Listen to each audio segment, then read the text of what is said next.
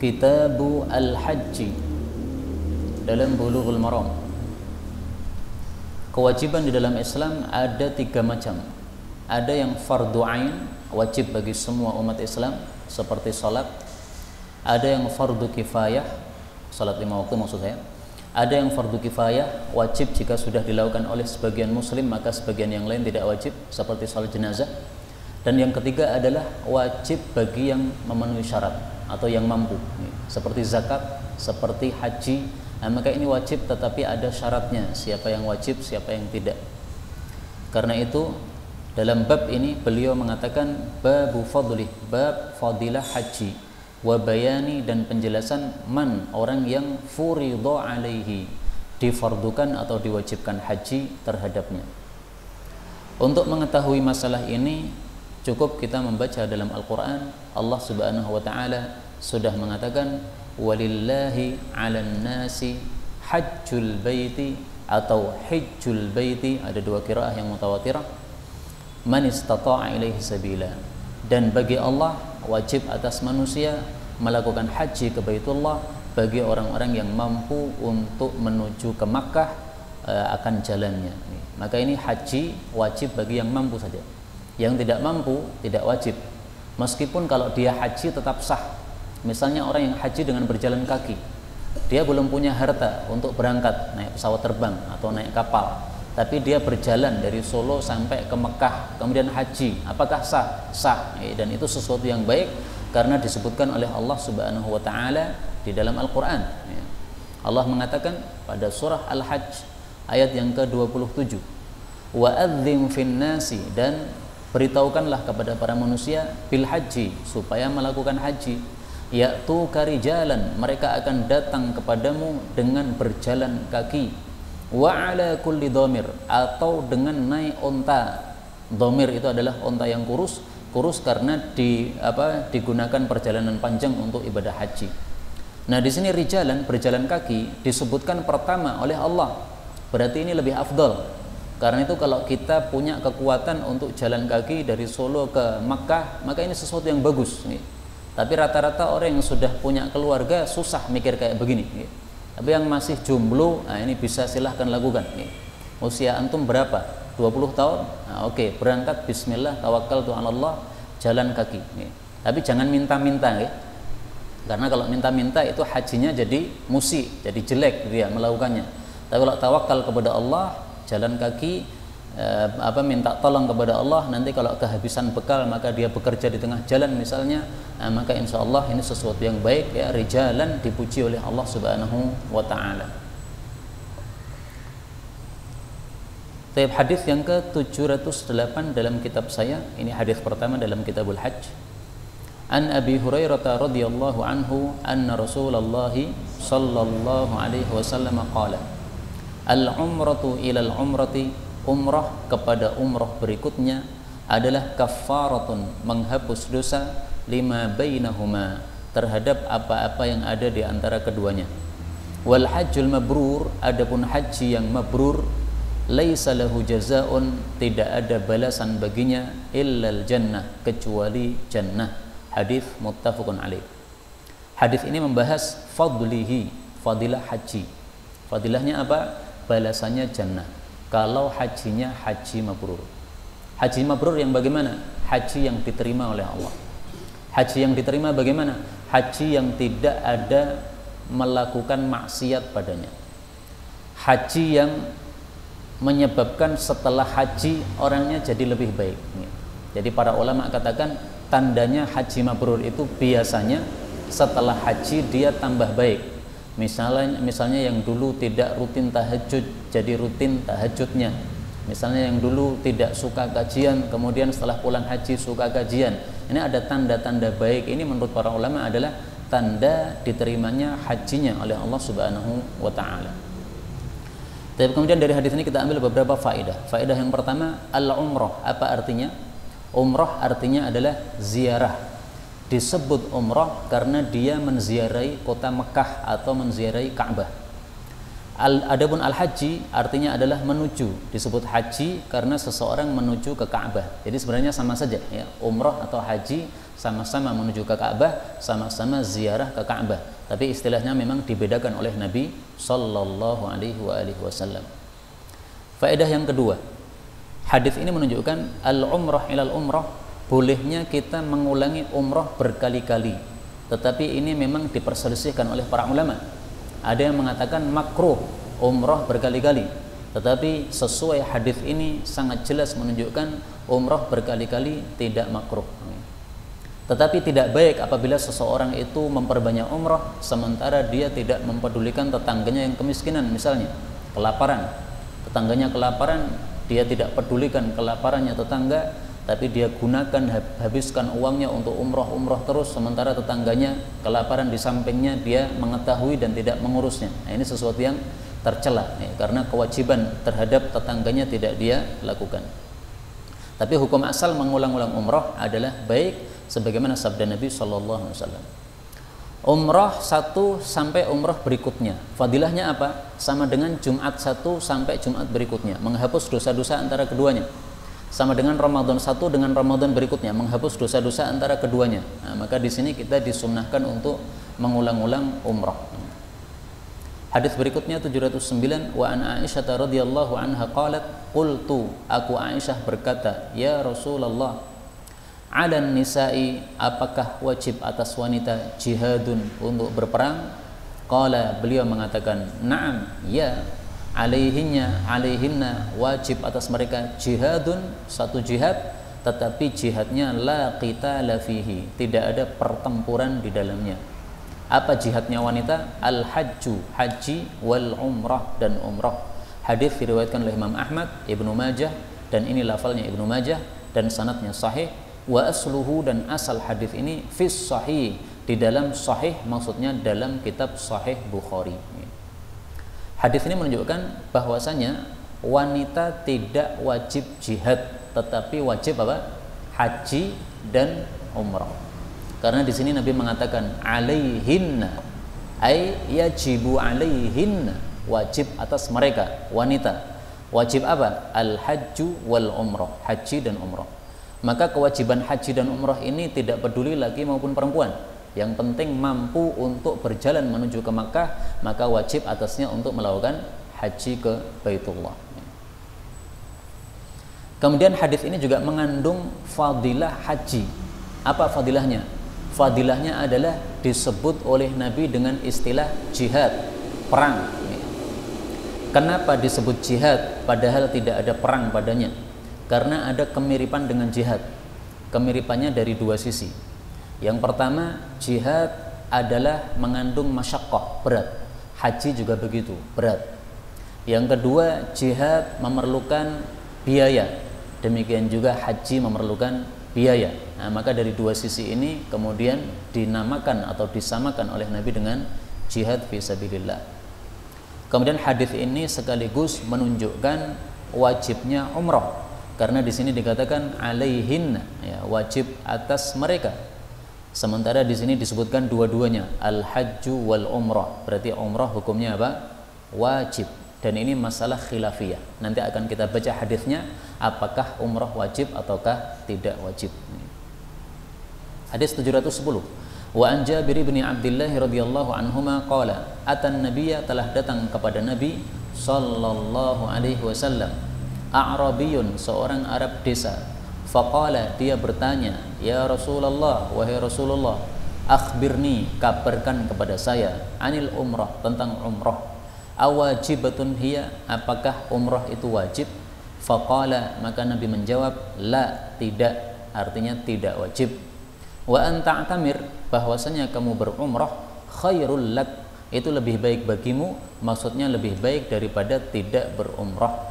Hadis riwayat Ahmad, Turmudi, warrajih, tetapi yang kuat waqfuhu, hadis ini mauquf, yaitu bukan sabda Nabi tetapi hanya perkataan Jabir bin Abdullah. Jadi ringkasnya, hadis ini tidak sahih dari Nabi sallallahu alaihi wasallam. Sanadnya pun dhaif. Sehingga kesimpulannya tidak ada hadis sahih tentang kewajiban tentang apa? Tidak wajibnya umrah. Para ulama mengatakan tidak ada hadis yang sahih, yang sharih, yang sangat jelas bahwasanya umrah wajib atau umrah tidak wajib. Kan ada dua pendapat. Ada yang mengatakan tidak wajib, ada yang mengatakan wajib. Nah, sama-sama dua pendapat ini tidak ada hadis yang sahih, sharih, yang sangat jelas-jelas dan sahih menunjukkan wajib, enggak ada. Yang sangat-sangat jelas dan sahih menunjukkan tidak wajib juga tidak ada. Hadis yang sebelumnya tadi juga tidak jelas karena hanya mengatakan apa? Alaihinna. Alaihinna itu tidak betul-betul atau tidak harus menunjukkan wajib. Hadis 711 wa akhrajahu Ibnu Adi. Hadis ini juga dikeluarkan oleh Ibnu Adi, tetapi min wajhin akhar dhaif, dari jalur yang lain yang dhaif. An Jabirin marfu'an, dari Jabir secara marfu'. Marfu' itu maksudnya sabda Nabi, bahwasanya Nabi bersabda, al hajju wal umratu, haji dan umrah, fariidhatani, adalah dua amalan fardu atau wajib. Nah, ini juga dhaif. Nah, maka kesimpulannya tidak ada satupun hadis yang sahih yang sangat-sangat jelas atau sharih menunjukkan wajib atau tidak wajibnya. Tetapi pendapat yang dipilih oleh Imam Madhab Syafi'i, demikian juga Madhab Hanafi, bahwasanya umrah adalah wajib. Alasannya apa? Satu tadi, ya, Rasulullah mengatakan alaihinna jihadun. Maka ini zahir menunjukkan bahwasanya wajib. Demikian juga kalam Allah Subhanahu wa taala dalam Al-Qur'an. Allah mengatakan wa atimmul hajja wal umrata lillah. Sempurnakanlah ibadah haji dan umrah karena Allah. Atimmu, ini perintah. Hukum asal perintah adalah apa? Wajib. Nah, maka mazhab Hanafi dan mazhab Syafi'i, pendapat yang azhar, mengatakan bahwa umrah adalah wajib. Ibnu Abbas mengatakan innahuma laqarinatani fi kitabillah. Haji dan umrah ini digandengkan dalam Al-Quran. Maksudnya menurut Ibnu Abbas, sebagaimana haji wajib, maka hendaklah umrah juga wajib. Kenapa? Karena digandengkan. Digandengkan ini menunjukkan apa? Hukumnya sama. Meskipun sebenarnya tidak harus begitu. Tapi itulah pendapat Ibnu Abbas radhiyallahu anhu. Imam Bukhari termasuk yang berpendapat wajibnya haji. Kita lihat dalam Bukhari, apa kata beliau? Imam Bukhari mengatakan babu wujubil haji wa fadlih, bab wajibnya ibadah haji wa fadlih, dan fadilahnya. Oh, ini masalah haji, bukan wajibnya umrah. Tapi saya cari wujubul umrah, salah nulis. Nah, ini Imam Bukhari mengatakan babu bab wujubul umrah, wajibnya umrah, wa fadliha, dan kelebihannya. Nah, ini pendapat Imam Bukhari sangat jelas mengatakan umrah adalah wajib. Alasannya tadi, ya, Ibnu Abbas mengatakan haji umrah digandengkan dalam Al-Quran, dan Allah mengatakan atimu, itu adalah perintah, perintah hukum asalnya adalah wajib. Sekarang muncul pertanyaan, kalau wajib umrah atau wajib haji bagi siapa? Jawabannya hadis berikutnya 712. Wa an Anas radhiyallahu anhu qala, qila, ditanyakan, ya Rasulullah, mas sabil, apa yang dimaksud jalan? Qala, beliau mengatakan az-zatu, bekal, warrahilatu, dan kendaraan. Hadis diriwayatkan oleh Daruqutni dan disahihkan oleh Hakim. Warrajih, tetapi yang kuat, irsaluhu, bahwa hadis ini mursal. Mursal itu sanadnya putus. Tetapi meskipun sanadnya putus, dikuatkan oleh hadis berikutnya 713, wa akhrajahu Tirmidzi, dikeluarkan oleh Imam Tirmidzi dari hadis Ibnu Umar juga, wa fi isnadihi dha'fun, tapi sanadnya ada kedhaifan. Tapi para ulama katakan saling menguatkan. Jadi kesimpulannya hadis ini sahih. Jadi paling enak kalau kita ngambil kesimpulan, karena pusing kalau membahas detail kenapa dhaif, kemudian kenapa dikuatkan. Intinya aja lah, kesimpulannya para ulama ngomong apa? Sahih, ya udah, kita katakan kesimpulannya sahih. Yang dimaksud hadis ini adalah penjelasan bagi kalam Allah Ta'ala pada surat Al-Hajj tadi. Allah mengatakan, walillahi 'alan nasi hajjul baiti man istata'a ilaihi sabila. Wajib atas manusia melakukan haji ke Baitullah bagi yang mampu jalannya kepada Mekah. Sabila, jalan. Nah, sabil yang dimaksud dalam ayat ini apa maksudnya? Ditanyakan kepada Rasul sallallahu alaihi wasallam. Maka Rasulullah mengatakan yang dimaksud sabil adalah satu azat bekal, yang kedua adalah ar-rahilah kendaraan. Yang dimaksud bekal ini adalah nafkah yang kita perlukan untuk PP pulang sama pergi. Dan kalau kita mempunyai tanggungan anak istri, maka azat juga termasuk nafkah yang ditinggalkan untuk anak istri selama kita pergi haji. Kalau zaman dulu kan pergi haji lama ya, pakai kapal, katanya sekitar setengah tahun ya. Nah, setengah tahun PP-nya itu. Nah, selama setengah tahun anak istri makan nasi perlu berapa? Anggaplah perlu 1 juta, berarti wajib ninggalin 1 juta. Seandainya dia punya nafkah untuk PP berapa? 20 juta misalnya, tetapi uangnya pas 20 juta saja. Sementara untuk nafkah anak istri di rumah perlu 1 juta, berarti kurang 1 juta, berarti nggak wajib. Dia wajib apabila sudah mencapai 21 juta, yaitu ada nafkah untuk anak istri dan juga ada bekal untuk PP pulang perginya. Kemudian ar-rahilah kendaraan. Bisa jadi kita punya bekal tetapi kendaraannya nggak ada, seperti zaman sekarang ya. Sudah banyak yang daftar haji tapi kendaraannya yang nggak ada, antriannya panjang. Nah, berarti belum wajib.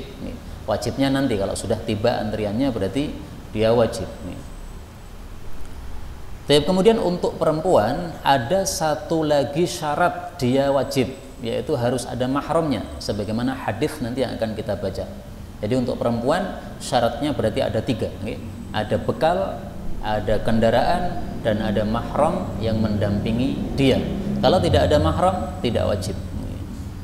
Karena itu kalau ada perempuan yang sudah kaya raya wajib haji dan dia sudah bisa membayar tapi belum mampu untuk haji karena nggak ada mahram, silahkan hubungi saya, nanti saya nikahi tak temani haji. Atau hubungi antum ya, yang mau menemani haji, nanti dia mendanai 2 orang. Hadis berikutnya 714. Wa an Ibnu Abbas radhiyallahu anhuma anna an-nabiyya sallallahu alaihi wasallam laqiya, menjumpai rokban, suatu rombongan pengendara unta. Rokban jamak dari rokib, rokib itu mengendarai unta. Menemuinya di Rauha, Rauha ini nama satu tempat, jauhnya 36 mil dari kota Madinah. Faqala, maka Nabi bertanya, manil qaum, siapa kaum ini? Qalu, mereka mengatakan, al muslimun, kami kaum muslimin. Faqalu, maka mereka bertanya, man anta, anda siapa? Qala, beliau menjawab, Rasulullah, aku adalah utusan Allah. Jadi ini kaum muslimin yang belum pernah ketemu dengan Rasulullah sallallahu alaihi wasallam. Farafa'at, maka mengangkat ilaihi kepada Nabi imra'atun, seorang wanita, sabiyan, akan seorang anak kecil. Faqalat, lalu dia bertanya, ali hadza hajjun, apakah anak kecil ini bisa haji, maksudnya sah tidak hajinya kalau saya hajikan? Qala, Nabi mengatakan, na'am, ya sah. Walaki, dan bagi kamu sebagai ibunya yang menghajikan, ajrun, mendapatkan pahala. Hadis diriwayatkan oleh Imam Muslim. Hadis ini membahas tentang hajinya anak kecil. Yang sudah wajib haji itu kan yang balik nih. Kalau belum balik belum wajib haji. Nah, ini bagaimana kalau ada orang yang belum wajib haji tapi dia haji? Nah, para ulama katakan berdasarkan hadis ini sah. Maka anak kecil belum wajib haji, kalau dia dibawa haji bersama ibunya atau bapaknya, digendong meskipun masih bayi, maka dia sah hajinya. Orang miskin yang belum wajib haji tapi dia memaksakan diri untuk jalan kaki ke Mekah, akhirnya bisa haji, maka sah hajinya. Wanita yang belum wajib haji karena nggak ada mahram tapi nekat dia berangkat haji, ya sah hajinya, tapi dia dosa. Dosa kenapa? Dosanya karena tidak pakai mahram. Tapi sah tidak? Sah ya. Jadi siapapun yang belum wajib haji, seandainya melakukan haji, maka sah hajinya. Tapi para ulama sepakat bahwasanya anak kecil ini nanti kalau sudah dewasa, kewajiban haji bagi dia belum gugur. Kalau dia sudah punya uang lagi, kemudian mampu untuk haji, maka wajib haji lagi. Hajinya yang dulu ketika kecil gimana? Sah, tetapi tidak bisa menggugurkan kewajiban haji ketika sudah dewasa. Demikian juga budak juga seperti itu. Budak haji, setelah itu merdeka. Nah, ketika merdeka dia masih wajib haji. Hajinya belum gugur gara-gara ketika dia melakukannya ketika budak tadi. Tapi kemudian dari hadis ini kita ambil beberapa faedah. Faedah pertama, Rauha. Ini saya katakan tadi, nama satu tempat jauhnya adalah 36 mil dari kota Madinah. Mil itu sekitar 1,8 kilo. Maka kalau 36 mil, anggaplah ngitungnya digampangkan aja ya, sekitar 60 kilo. 60 kilo dari Madinah, jauh sekali Pak. Nah, dalam satu hadis yang sahih bahwasanya setan kalau mendengar adzan dia lari menjauh dari kota Madinah sampai berada di Ar-Rauha. Jadi setan itu lari menjauh dari adzan sampai 60 kilo di kota Madinah, menjauh sampai apa? 60 kilo. Coba saya tampilkan hadisnya kalau ada. Nah ini, inna syaitan, sesungguhnya setan, idza sami'an nida, apabila mendengar adzan, zahaba, dia pergi, hatta yakuna makana Rauha, sehingga berada di Rauha. Hadis riwayat Muslim sahih. Jadi setan itu sangat menjauh dari adzan sampai 60 kilo.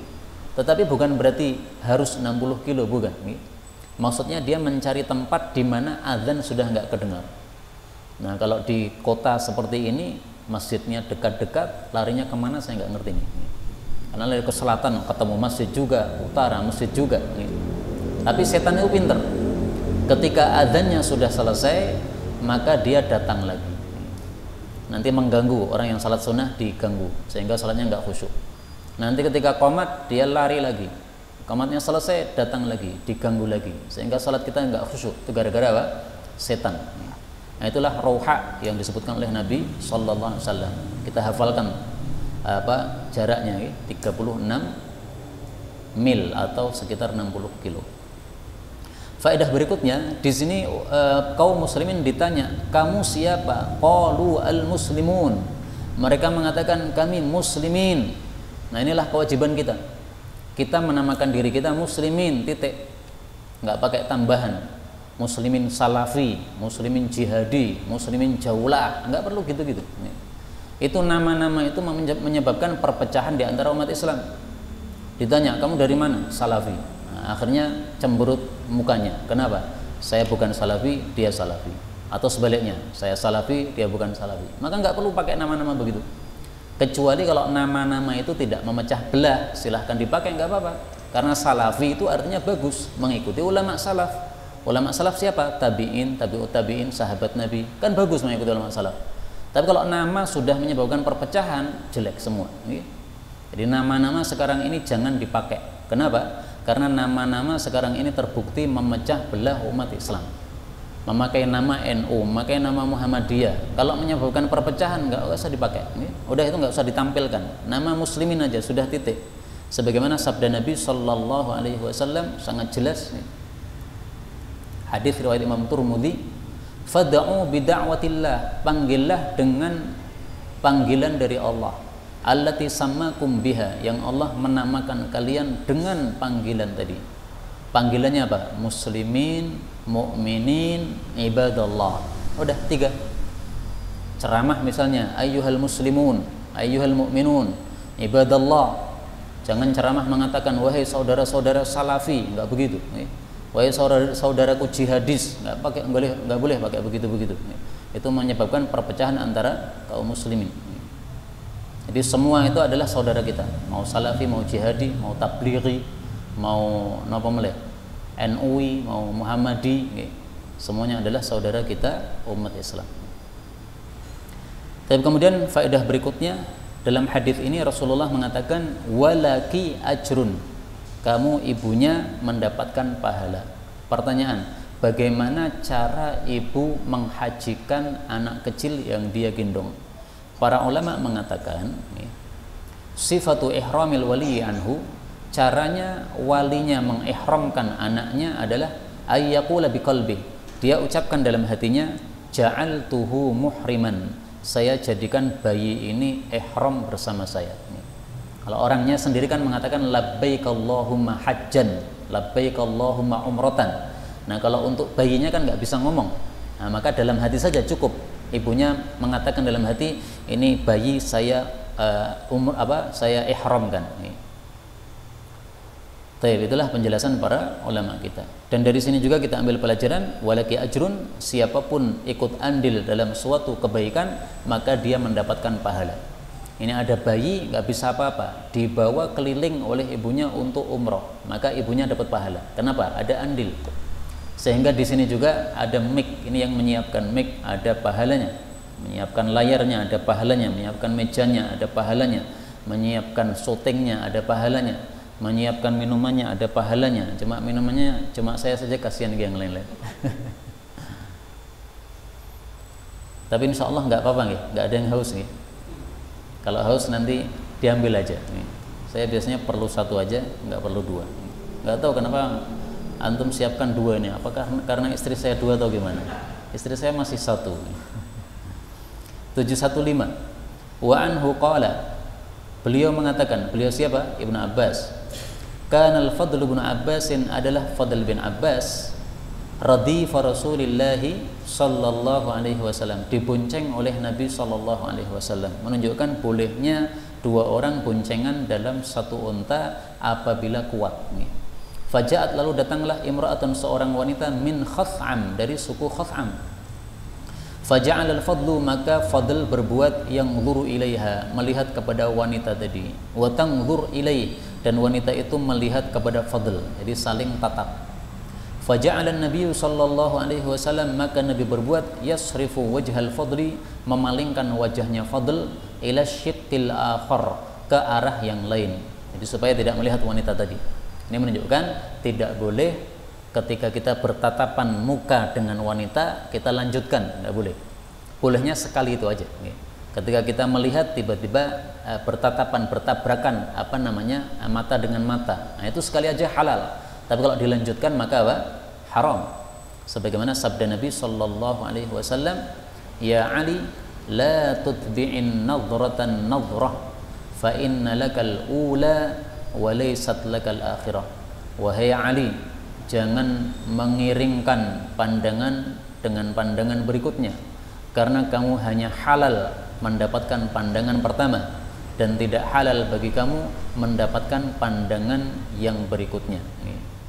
Nah, kadang-kadang kita kan berjalan tiba-tiba melihat bertatapan dengan wanita.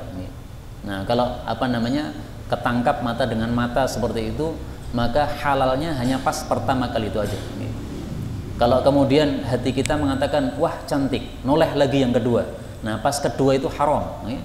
Supaya halal gimana? Tanya di mana rumahnya, bapaknya siapa, dilamar. Nah habis itu dilihat terus nggak apa-apa. Taib faqalat, maka dia mengatakan, ya Rasulullah, wahai Rasulullah, inna faridatallah, sesungguhnya kewajiban Allah ala ibadihi, kepada hamba-hambanya, fil haji, dalam haji, adrakat abi, mendapati bapak saya, syaikhan kabira, dalam keadaan sudah tua renta, la yathbutu, dia tidak bisa tegak, ala rahilah, di atas unta, afa ahajju anhu, bolehkah saya menghajikan bapakku? Qala, beliau mengatakan, na'am, ya boleh. Wadzalika, dan itu adalah fi hajjatil wada, pada waktu haji wada. Hadis ini muttafaqun alaih dan lafalnya diriwayatkan oleh Al-Imam Al-Bukhari. Hadis ini menunjukkan bolehnya seorang anak perempuan menghajikan bapaknya yang sudah tua renta, yang tidak mampu haji karena tua renta. Maka hadis ini membicarakan tentang menghajikan orang lain. Apa hukumnya menghajikan orang lain? Ada dua macam. Kalau hajinya itu adalah haji yang wajib, maka disyaratkan bahwasanya yang menghajikan tadi harus orang yang sudah haji juga. Kalau dia belum haji, maka dia tidak bisa menghajikan kepada orang lain. Kemudian yang kedua adalah haji yang sunnah. Kalau haji yang sunnah bagaimana? Haji yang sunnah adalah Sebagian ulama berpendapat ila jawazihi mutlaqan, boleh menghajikan orang lain haji yang sunnah secara mutlak. Kemudian haji yang wajib tadi hanya boleh dihajikan untuk orang lain apabila orang lain tadi adalah orang yang sudah mati atau orang yang tidak mampu untuk haji karena suatu sebab yang tidak bisa hilang dari dia. Misalnya tua. Tua ini sebab yang tidak bisa hilang dari dia. Apakah lama-kelamaan semakin muda? Enggak. Tua itu ya semakin tua, berarti semakin enggak bisa. Nah, kalau sebabnya seperti ini, maka bisa dihajikan oleh orang lain. Ada orang yang sakit, sakitnya apa? Lumpuh misalnya, dan dokter mengatakan ini lumpuhnya nggak bisa sembuh. Nah, maka orang seperti ini bisa dihajikan. Tapi kalau hanya lumpuh sementara, nih, dokter mengatakan ini lumpuhnya sementara. Nanti kalau kamu sudah sehat, bisa jalan seperti biasa. Nah, maka orang seperti ini tidak bisa dihajikan. Nih. Ini untuk haji yang fardu, nih, ada syaratnya. Ya, syaratnya pertama tadi apa? Yang menghajikan harus orang yang sudah haji. Kemudian syarat yang kedua, bahwa orang yang dihajikan tadi dia adalah orang yang sudah mati atau orang yang punya udzur yang udzurnya tidak bisa lenyap. Tapi kalau udzurnya bisa lenyap, maka tidak bisa dihajikan oleh orang yang lain. Tapi kalau hajinya haji sunnah, maka bisa dihajikan secara mutlak oleh orang lain. Misalnya saya sudah haji, misalnya, kemudian ada teman saya pergi ke Makkah, kemudian dia mengatakan kepada saya, mau nggak saya hajikan untuk antum supaya antum tambah pahala. Nah, saya katakan mau, ya boleh. Meskipun saya mampu haji sendiri, tapi karena haji saya yang kedua sunnah, maka dihajikan oleh orang lain secara mutlak bebas boleh. Ini pendapat para ulama. Wallahu a'lam bishawab. Pertanyaan, bagaimana kalau yang menghajikan itu adalah yang dihajikan itu bukan bapaknya tetapi ibunya? Kasus ini kan menghajikan bapaknya, abi syaikhan kabira. Nah, bagaimana kalau ibunya? Sama saja, boleh. Hadis berikutnya 716, wa anhu anna mura'atan, bahwasanya ada seorang wanita min Juhainah, dari Juhainah, ja'at datang ila Nabi sallallahu alaihi wasallam. Faqala, dia mengatakan, inna ummi, sesungguhnya ibuku nadharat, bernadar, an tahujja, untuk haji. Falam tahujja, ternyata dia belum haji, hatta matat, sampai mati. Afa uhujju anha, bolehkah saya menghajikannya? Qala na'am, Nabi mengatakan ya boleh. Hujji anha, hajilah untuk ibumu. Ara'aiti, apa pendapatmu? Lau kana, kalau ada ala ummiki, atas ibumu, dainun, utang. Akunti, apakah engkau qadiyatahu, akan melunasi hutangnya? Uqdullah, lunasilah hutang kepada Allah. Nazar itu kan hutang kepada Allah. Fallahu, maka Allah itu ahaqqu, lebih berhak, bil wafa, untuk dilunasi utang kepadanya. Hadis riwayat Bukhari. Nah, hadis ini menunjukkan bolehnya menghajikan orang yang sudah mati. Kalau hadis sebelumnya tadi menghajikan orang yang sakit tapi sakitnya tidak bisa hilang, udzurnya tidak bisa hilang. Berarti syaratnya salah satu dari dua ini. Kalau dia mati maka boleh kita hajikan. Kalau dia sakit yang sakitnya tidak bisa lenyap, maka boleh kita hajikan. Itu apabila hajinya haji yang wajib. Kalau hajinya haji sunnah, maka tidak ada persyaratan seperti ini. Kemudian dari hadis ini juga kita ambil pelajaran bahwasanya yang menghajikan tidak harus anaknya. Dalam kasus ini memang anaknya, tetapi tidak harus anaknya. Seandainya teman saya menghajikan saya mati, boleh. Dari mana taunya? Perhatikan. Dari sabda Nabi, lau kana ala ummiki dain. Nabi mengkiaskan dengan utang. Bagaimana kalau ibumu ini mati belum melunasi utang? Nih, kamu lunasi enggak? Ya, saya lunasi. Nah, kalau begitu haji juga begitu. Kamu lunaskan kepada Allah Subhanahu wa taala. Nah, sekarang hutang itu sesuai kesepakatan para ulama boleh dilunasi oleh siapapun meskipun bukan anak kita. Nih, saya mati punya utang misalnya. Anak saya nggak bisa melunasi. Maka teman akrab saya melunasi, sah, sepakat para ulama. Nah, kalau hutang sah seperti itu, maka haji juga sah seperti itu. Karena itu dalam kasus ini saya terus terang tidak setuju, tidak sependapat dengan guru saya. Guru saya mengatakan menghajikan orang lain itu harus anaknya atau kerabatnya.